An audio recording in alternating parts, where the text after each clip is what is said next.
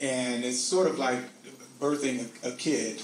It's a very involved, intense effort to release something that's sort of trapped inside of you. So both of my books, I felt that way. I felt they were trapped inside of me.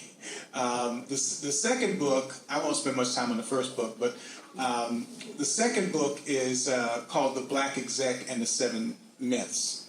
I wrote this book, and I talk about it in the introduction, but I wrote this book because I felt I had to write it. These were things that I knew were true. They were part of my lived experience. And I felt bad because being a black executive, when I would talk to other black executives, regardless of the company, we sort of had a shared experience. It was a common experience. People be saying, oh yeah, well, that happened to me and this happened to me. And I thought, that's kind of cool. I mean, you feel like maybe you're not alone, but it's also bad because it means that this has been happening repetitively and nobody has paused to actually write this down. And so I felt I had to write it down so that young folks who are coming along behind us wouldn't have to experience all of this stuff without having some kind of roadmap to deal with it. So that's the reason that I wrote the book. I did wait to write it after I retired because I wanted to have a level of candor that I thought I might be a little constrained if had I written it while I was still working. So I waited till after I retired. But I felt like it really had to come out, and it was something that when I searched in the public domain, I really didn't find a book that was doing what I was going to do. And so I really felt compelled to do it. Many of us feel that we do have a book inside of us, and pushing it out like in labor, says a man. But anyway, with these ideas, and they were all wonderful ideas, how did you know the concept would sell? Well, I don't think I could say I knew the concept would sell. I had a very good feeling that it would for several reasons. One is that I knew what I was saying was true because I had experienced it. And when I would talk to people about the concept, they received it readily. I didn't have to sell it. You know how sometimes you have an idea, but when you tell another person and they don't share the idea or they don't know the idea, you kind of got to sell them a little bit on the idea to get them to kind of come over on it. I really didn't have that experience. People were immediately gravitating to the concepts of what I was trying to convey. So I knew that was good. But to give myself some insurance, I did a few things. One was I had a number of people read the manuscript. And I really recommend this for everybody.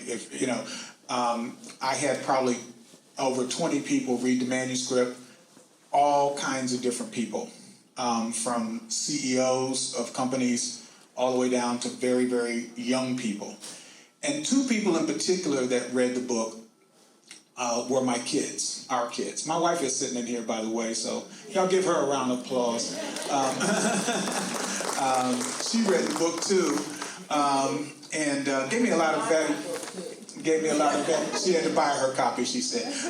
But gave me a lot of valuable input. But two in particular are our kids.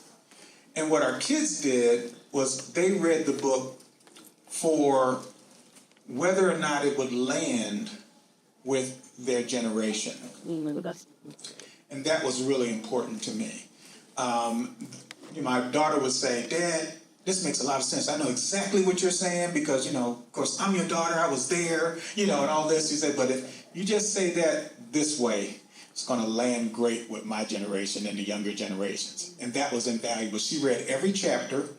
As I completed a chapter, I gave it to her, and she gave me that valuable feedback. So that was part of my insurance policy, right? That I knew that the book would land as intended. It wouldn't be, oh, this is some old guy is writing about something, and I don't care to hear about it, right? So that was really, really crucial to get people to actually read the manuscript. One of the other things I think that gave us, some insurance on it was that we went the extra mile. You know, we went the extra mile with really writing the book to maintain the continuity of thought, so that when somebody reads the book, they could read it all at one sitting. It would be and it would be wonderful for them if they did that. Or they could read a chapter, and the chapter was self-contained. They read that one chapter, and they could set the book aside, and it was a complete and total thought in that one chapter. But the string through all of the chapters was continuous, so that they were able to really get the meat out of it. And that's really the feedback that I'm getting. You know, people are getting the depth. They're getting the stuff that is said and is intended, but they're also getting that underlying goodies out of the book too. So because of those kinds of things, I think I was very confident.